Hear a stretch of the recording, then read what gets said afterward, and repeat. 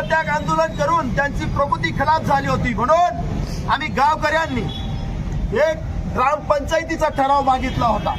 परंतु या महोदयाच्या अधिपत्याखाली असलेल्या कर्मचारी, अधिकारी आणि प्रशासकाने आम्हाला फक्त तोंड पुसणं आणि नकली पत्र देऊन दिलं. साहेब, खऱ्या अर्थानं लाखो कोट्याधीश रुपयाचं एखादा कामाचा निधी लागण्यासाठी यांना कोणी ग्रामस्थांची गरज नाही, तेव्हा मात्र हजारो ठराव बनून जातात आणि या या व्हिडिओ महोदयाच्या आधिपत्याखाली या कर्मचाऱ्यांनी आम्हाला फक्त तोंड पुसणी दिलं नाही. खऱ्या अर्थानं रोहरो अंतर्गत ग्रामीण भागात रोजगार निर्माण व्हावा यासाठी सरकारने लाखो करोड रुपये उधळले, परंतु त्या ठिकाणी माझा शेतकरी मायबापाला रोजगार मिळाला नाही.